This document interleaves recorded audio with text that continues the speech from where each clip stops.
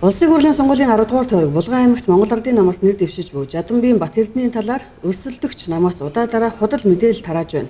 Тухайлбал улсын хурлын дараа Зандаа үгийн энх болд нь 2016 оны 6 дугаар сарын 20-ны өдөр Булган аймгийн Булган сумын иргэд сонгогчдоо хийсэн уулзалтан дээр нэр дэвшигч Батэрднийг Булган нутгийн хүн биш гэсэн худал мэдээллийг өөгшүүлсэн үгээр хэлж түүний нэр төр алдар хүндэд илтэд халдсан үйлдэл болсон байна.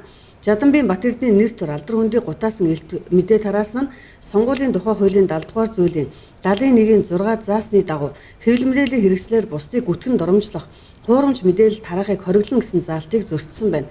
Энэхүү хууль зөрчсөн үйлдэлийн талаар нэр дэвшигч Жаданбиин Батэрдний сонгуулийн штабаас нэр төрөө сэргийлэхээр хууль хяналтын байгууллагад хандна гэдгээ мэдгдсэн байна.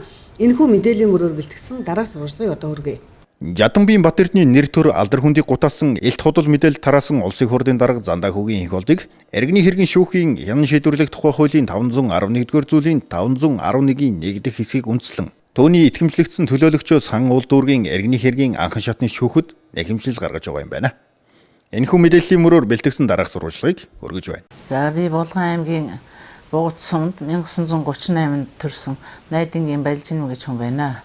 Энэ миний ах боловсролын байгууллагад насар ажилласан Булган нутгийнхын андахгүй гавья тогш Гомбожив Булган аймгийн Инглон сангийн аж ахуйд ажиллаж амьдарч байгаа Лама Цэнцэрэнгийн Лама гэж хүн байна. Бугуц суманд миний дүү банзрагч олон хүүхэдтэйгээ аж төрөн амьдарч байдаг.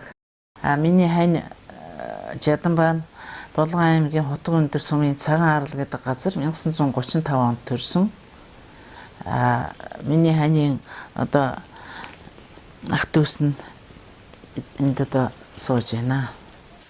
За би нэг хэдий очиж юм байна.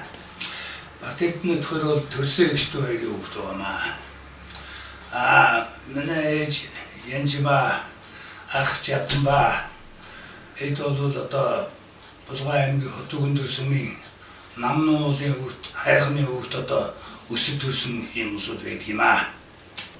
За миний хань бол намнан уулынхаа өөрт төрсэн газараа очиж хөрвөөж уул усаа тахиж маш их сэтгэлийн өндөр энерги авч одоо сэтгэл санаа нь маш сайхан байсан. Энэ үед бол ийм байдал нь нэлээд хүнд байсан учраас энэ нутг усандаа ирж хөрвөөж нутг ус төрөж өссөн газараа харснаар нэлээд одоо сайхан болж бараг эрүүл хүн шиг сэтгэл санааны хувьд маш их сайхан болсон.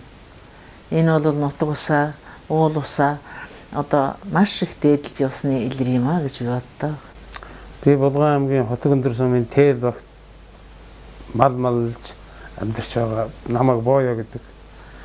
Миний ээж Дашмөнхийн төрсөн ах Жадан гэж хоёр хүн одоо Булган аймгийн Хотгон өндөр сумын Телогийн Цагаан Арал гэдэг газар төрж өссөн байдаг.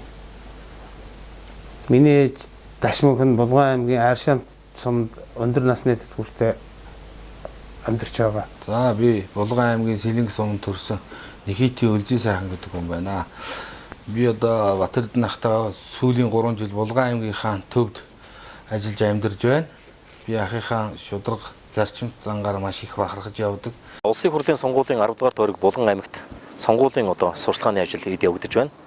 За Монгол Ардын нам болон Монгол Ардын намаас нэр дэвшигчид сонгуулийн хуулиа одоо баримталж иргэд сонгогчдоо хүндэтгэж за өөрсдийн одоо дэвшүүлэн тавьсан мөрийн хөтөлбөр бодлогоо иргэд олон түмэндээ сурталчилж энэ хуулийн хүрээнд сурчлагын ажлыг одоо явуулж байгаа билээ.